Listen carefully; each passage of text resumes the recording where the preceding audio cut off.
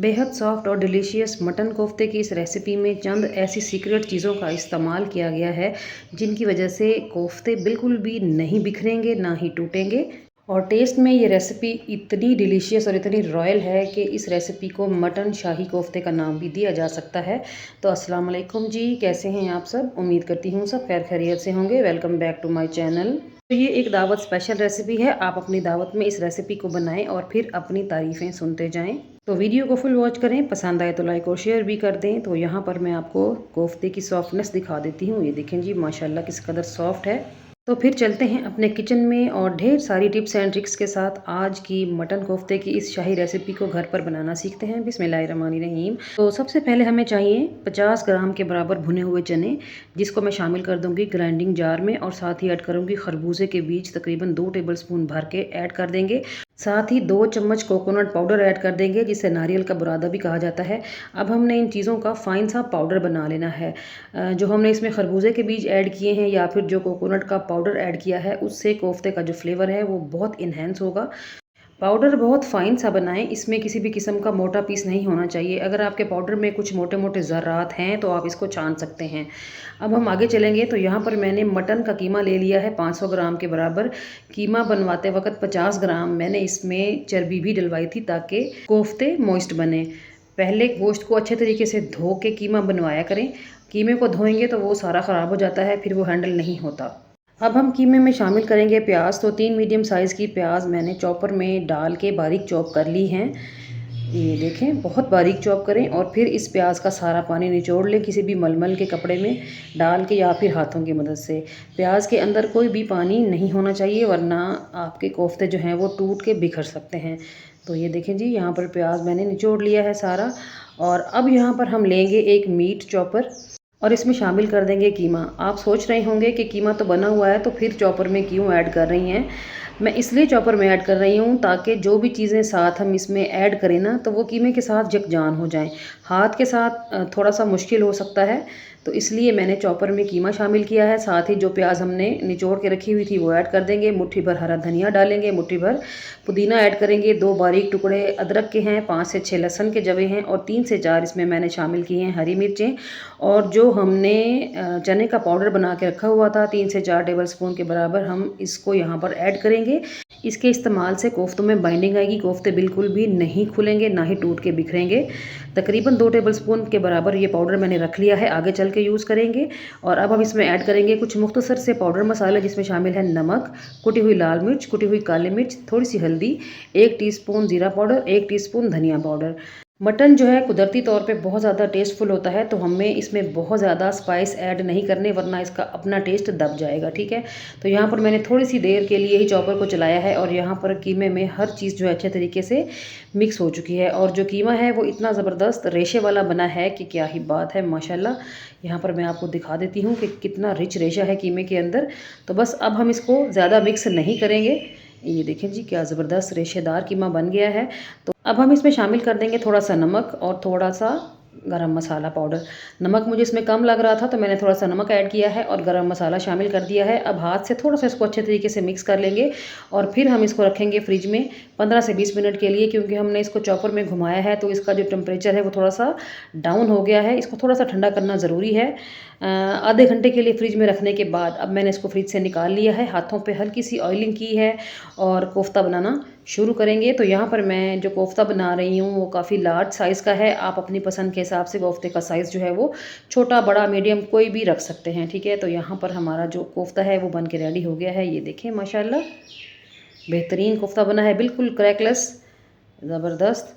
और इसी तरीके से ही हम बाकी के सारे कोफ्ते बना के रेडी कर लेंगे। ठीक है, और थोड़ी देर के लिए कोफ्तों को भी रेस्ट में रख देंगे फ्रिज के अंदर और हम शुरू करेंगे रेसिपी को बनाना। तो एक पैन रखा है मैंने चूल्हे के ऊपर, खुली सी कढ़ाई लेंगे और इसमें शामिल करेंगे आधा कप से थोड़ा ज़्यादा कुकिंग ऑयल। कुकिंग ऑयल जब गर्म हो जाएगा तो फिर हम इसमें शामिल कर देंगे कोफ्ते जो हमने बना के रखे हुए थे। ये देखें, थोड़ा सा मैंने इनको रेस्ट पे रखा है तो कितने ज़बरदस्त तरीके से ये सेट हो चुके हैं।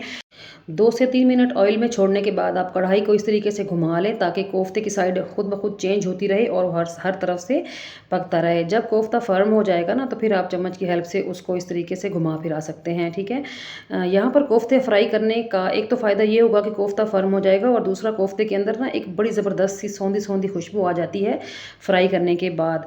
तो यहाँ पर कोफ्ते जो है हमने फ्राई कर लिए हैं। जब आप कोफ्ते फ्राई करें तो फ्लेम को मीडियम टू हाई के बीच में रखें, ना ही बहुत ज़्यादा हाई पे लेके जाएं और ना ही बहुत ज़्यादा लो पे लेके जाएं, ठीक है जी। तो कोफ्ते फ्राई करने के बाद पैन में से निकाल लेंगे और इसी बचे हुए तेल के अंदर कुछ मज़ीद चीज़ें शामिल करेंगे, जिसमें शामिल हैं जी 2 टमाटर, 5 से 6 लहसुन के जवे, 2 से 3 हरी मिर्चें, 2 टुकड़े अदरक के और 1 मीडियम साइज़ की प्याज लेके मैंने इस तरह रफली काट के यहाँ पर ऐड कर दी है। इन चीज़ों को फ्राई करके हमने ऑयल में से निकाल लेना है, ज़्यादा फ्राई नहीं करना। बस जैसे ही प्याज का कलर हल्का सा ट्रांसलूसेंट हो जाए और जो टमाटर की स्किन है वो अलग होना शुरू हो जाएगी, तो फिर आपने ये तमाम चीज़ें भी ऑयल के अंदर से निकाल लेनी है और इनको हल्का फुल्का सा ठंडा करने के बाद ब्लेंडर जग में या फिर हैंड ब्लेंडर की मदद से इन चीज़ों को ब्लेंड कर लेना है, ठीक है जी।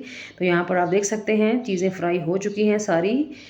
टमाटर की जो स्किन है वो अलग हो गई है, तो आप स्किन को निकाल के डिस्कार्ड कर दें और बाकी की चीज़ों को आपने ब्लेंडर जग में डाल के ब्लेंड कर लेना है। तो 10 मिनट के बाद जब इन चीज़ों की एक्स्ट्रा हीट निकल गई है, तो इन तमाम चीज़ों को शामिल करेंगे ब्लेंडर जग में और साथ ही 1 कप भर के दही शामिल कर देंगे। दही शामिल करने से ये तमाम चीज़ें बहुत अच्छे तरीके से ब्लेंड हो जाएंगी, पानी डालने की भी ज़रूरत पेश नहीं आएगी। तो 1 से 2 मिनट के लिए ब्लेंडर जग को चला लेंगे और यहाँ पर जो पेस्ट है वो बन के रेडी हो गई है। ये देखिए कितनी फाइन सी पेस्ट बन गई है। अब जो कढ़ाई के अंदर तेल बचा हुआ है ना, उसमें हम शामिल करेंगे कुछ खड़े मसाले, जिसमें शामिल है आधा टीस्पून सफ़ेद ज़ीरा, 2 छोटे-छोटे टुकड़े दालचीनी के, 3 से 4 लौंग हैं, 2 से 3 हरी इलायचियाँ और 2 बड़ी इलायचियाँ मैंने शामिल कर दी हैं ऑयल के अंदर। इन तमाम चीज़ों को थोड़ा सा ऑयल के अंदर क्रैकल कर लेंगे, फिर हम इसमें डालेंगे वो पेस्ट जो हमने जग के अंदर बनाई है। पेस्ट शामिल करने के बाद मिक्स करेंगे। हमने ये तमाम चीज़ें फ्राई करके पेस्ट बनाई है, तो इसमें कच्चेपन की तो कोई गुंजाइश ही नहीं है।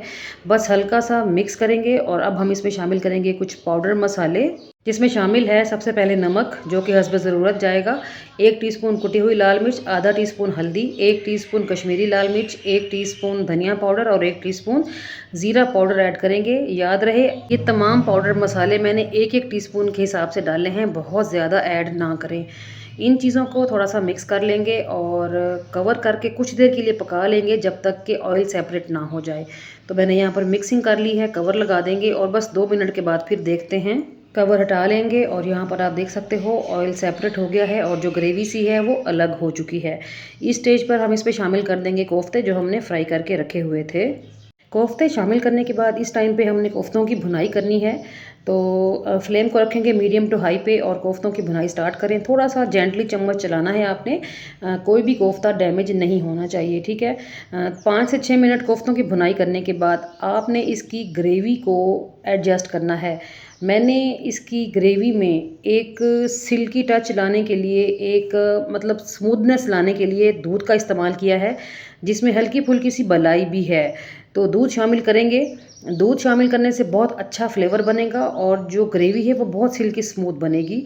पानी भी शामिल किया जा सकता है, मगर दूध का इस्तेमाल करेंगे तो बहुत शाही फ्लेवर आएगा रेसिपी में से और लुक भी बहुत अच्छी आएगी, कलर भी बहुत शानदार हो जाएगा आपकी रेसिपी का। तो मीडियम सी फ्लेम पे अब आपने इन कोफ्तों को 10 मिनट के लिए पकने पे छोड़ देना है।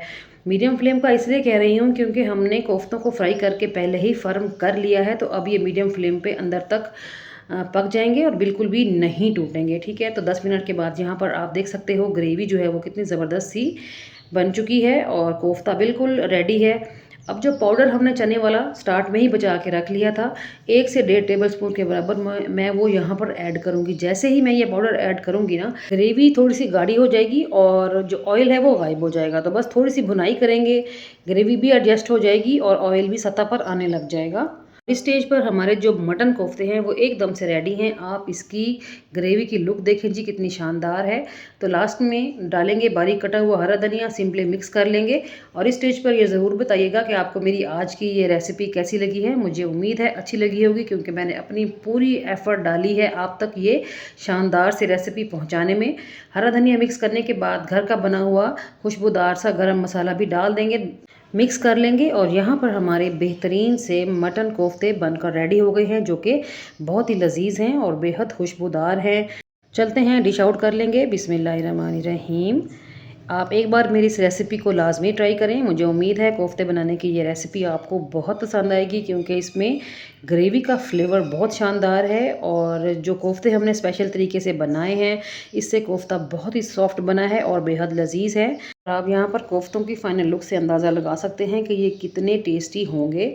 तो मस्ट ट्राई वाली रेसिपी है। Do try the recipe. जब भी ट्राई करें तो फीडबैक दें और साथ ये भी बताना है आपने कि आपने मेरी इस रेसिपी को दुनिया के किस कोने से बैठ के देखा है, कौन सा शहर है, कौन सा मुल्क है, ताकि मैं आप सब लोगों का दिल की गहराइयों से शुक्रिया अदा कर सकूं।